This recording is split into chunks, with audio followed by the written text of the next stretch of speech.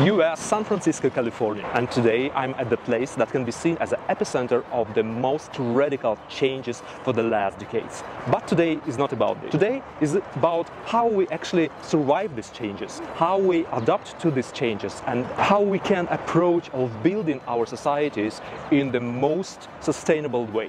Today I will talk to the founder of Vanguard Artificer, Leonard. We had several very interesting conversations with Leonard about his initiative as a building network of sustainable growth. I found his project is very interesting because it combines many different aspects of our life. At the first glance, I found it very similar to the project of sustainable cities of Gian Fresca, Project Venus.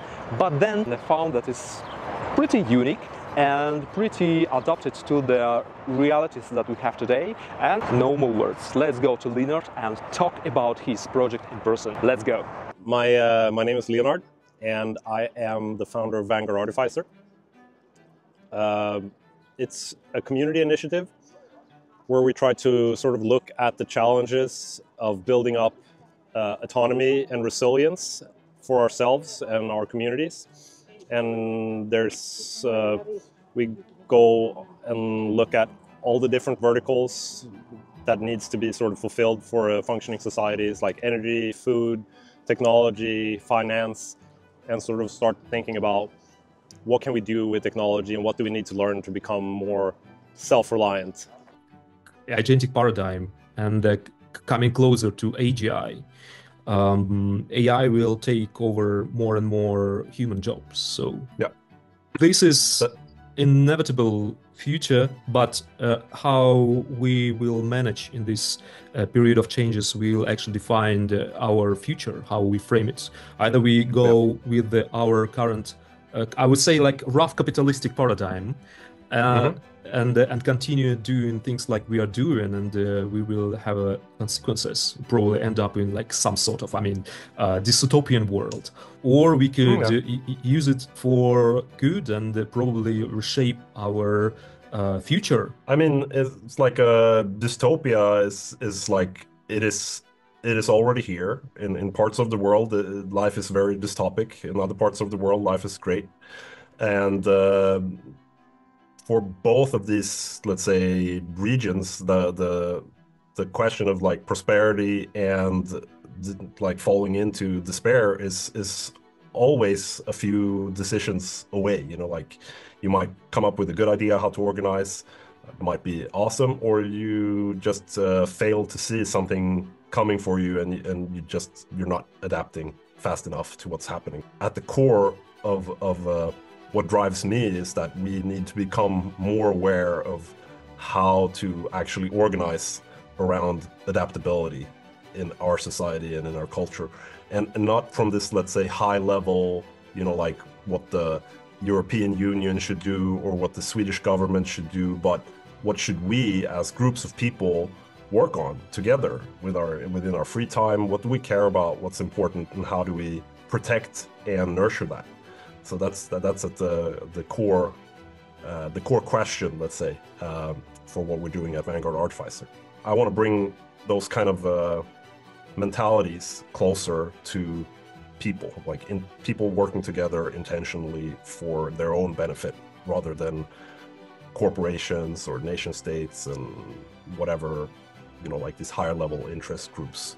So to bring, you know, like technology more closer to us as individuals and have that work for us, that's what I care about. And what is this, like the important aspect of this, what you mentioned, the sort of like what will happen, how do we prepare ourselves for this this change in the capabilities of technology? Why is it important? We're moving into a period of uncertainty, and thus we want to reduce risks and to have autonomy, independence, and being resilient as groups of people and as individuals is going to become a luxury. And to just prepare ourselves and become more capable in those aspects are worthwhile things to do. Gian Fresco, that I mentioned before, he defined us as a predator face culture, I would say. Mhm. What if it's our only culture? And what if we continue living like we are living today with the new technology, with new automation capabilities? How could we end up? What we've been doing as a society and as a culture over the, let's say, last 100 years, but you can certainly draw parallels a lot further back. But mainly what we're doing is we're becoming efficient at extracting value out of things. And that can be resources in the ground, the capacity of human beings to solve problems and using their imagination and creative capacity to extract more out of markets, out of all kind of like resources. How do we extract more value out of these resources? And that is an important thing. Like, how do we get more out of less, or whatever? Like, how do we create more out of the scarcity or the limited resources that we have? But as automation increases in its capacity, and we see this continuance of this like doubling and tripling in speed, at some point we will extract so fast that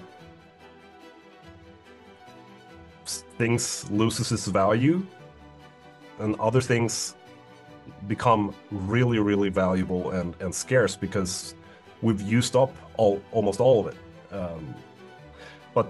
And then we can't have this economic growth, and we can't pay for the pensions, and we can't pay for healthcare and all of these things because the economy isn't growing, and we have debts to pay, and it sort of it sort of destabilizes the equilibrium of our economic system that we have today, and how we work with and solve problems and with monetary policy and trade and all of these kind of things. At some point, we just end up in this situation where we can't really get what we need anymore. The cultural challenge here is like we don't really know what to do with if we get super efficient robots and intelligent systems that can do all of the labor that we have today, then we lose consumption power. It's like nobody gets a salary, and who is going to be the consumer of all of these goods and services and products? And if that happens, then we end up in a pretty peculiar situation when it comes to our relationship to our governments and general the political elite, or the elites, or whatever you want to call it. If we don't get some change here in terms of how we are being treated by corporations or other kinds of organizations, we're going to withhold our labor. We're not going to work. We're not going to fill our role in society, which makes everything go around. And if we then externalize that capacity to robots and the AIs and what else, we're going to lose the political bargaining power that we traditionally have to sort of keep government in check. Sweden doesn't produce even a small fraction of the food we need to survive in case of a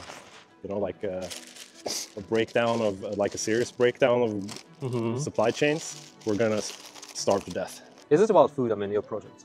Yeah, one part of it is about food, but what it's is the entrance point, or? In general, I just think that we should be able to become more self-sufficient. We should consume less products. It's not like because of consumerism is so bad, and distribution and efficiency is killing the planet. It's more so, for me, it's like to have the optionality. Mm-hmm. If you have the setup to grow your own food, and you can reduce your cost, you have more freedom of choice. Okay, we are there in this dark place of dystopian world with scorched earth and no resources to consume, and no work to do. What can we do to not end up like this? Where can we go? Well,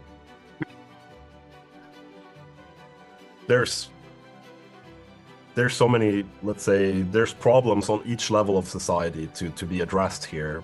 But the scope which concerns me, as I've sort of mentioned, is like, what can we do as people who care about each other, people who are concerned with how our lives look and want to actually take some control over how our futures might look. And I think it's well, what I propose is sort of like going back and thinking about our origins, you know, like to know where we should go, we should sort of think about a little bit where we came from. We are naturally a social tribalist species, and for me, then that becomes the sort of the thing that informs what will allow for like bottoms up growth and change in how we organize culture, and we've become sort of atomized, especially with Sweden as an example. We've had this like hyper-individualistic culture that sort of says, you know, like, this is the track, you get your own apartment, you have your own social security, you have your own paycheck, and everybody is sort of like on the same kind of treadmill. And we need to look a little bit back in terms of like the Swedish history of how we actually became a prosperous nation, and say that like we used to live in villages, and we used to have our own local markets. We used to learn things from the people within our community to sort of be able to help them with their responsibilities and have like mentor-based relationship. And I think that's sort of the area which needs to mature. It's like we need to be able to get together and build our own marketplaces, deal with the issues in our local economies collectively, and that's sort of like the layer of technology and culture that's missing right now, is this layer of collaboration below the, let's say, regional government, in terms of education, resource development, and just in general connectedness and awareness around what challenges does my neighbors have, and am I actually able to help them? I don't even like know really what kind of things that I could be of service with here within my local area. And that's sort of where I see like the service economy and the potential to develop your land and your property together. That's sort of where I see things needing to mature, and we need to really think about how do we do those kind of things, both locally and then using the internet as a sort of communication medium to represent our local group. Yes, in a sense, yes. I think it's a P2P decentralized economy, but it's also an important aspect of this is economies of scale. If you just have, you know, like individual nodes of people doing transactions, those individual nodes might not have the economic surplus to build something very costly, which is like an upfront cost. They have a pain point, but they can't solve it because they don't have enough surplus individually. But collectively, if you have a marketplace that you, together with, let's say, 200 other experts in Stockholm have, then you can say like, well, let's take 5% of our revenue and put it towards, you know, like automating away all our bookkeeping. I think mainly there's a perspective here on that you could call like strategic or something like that, and I think it's that culture beats strategy, and that speed of experimentation is the sort of the key metric in success. Now, especially when things are really moving super fast and things are changing. So I think building community that runs experiments and are able to run more experiments and faster, the opportunity landscape is going to really grow, and there's going to become revenue out of that. Okay. My subjective feeling that there's such a huge cloud of challenges. It's like a minefield of challenges. We need to enable people to think and work more entrepreneurially in a sense. And so I don't see it as, like communist in the sense of the like Marxist ideas. I think about it as sort of like companies are communist in a sense, like they have their goal and their mission and their vision, and that is supposed to serve the board and the stakeholders within the company. And they've figured out many different ways of organizing that to become efficient and productive and value creating. And what I'm proposing here is that we take the learnings from those companies and how they do things. We think a little bit about how they are going to do things more efficiently in the future with these technologies that come. And we try to build those systems and sell it to companies that are, let's say, small, medium enterprises that want to be able to do similar things as large corporations. And then also we have access to using them ourselves. Okay. Thanks for answering my questions. Thanks for your time. Well, it's been a pleasure. Great questions, and I really appreciate you taking your time and articulating them, and also just showing up and showing interest. Thank you.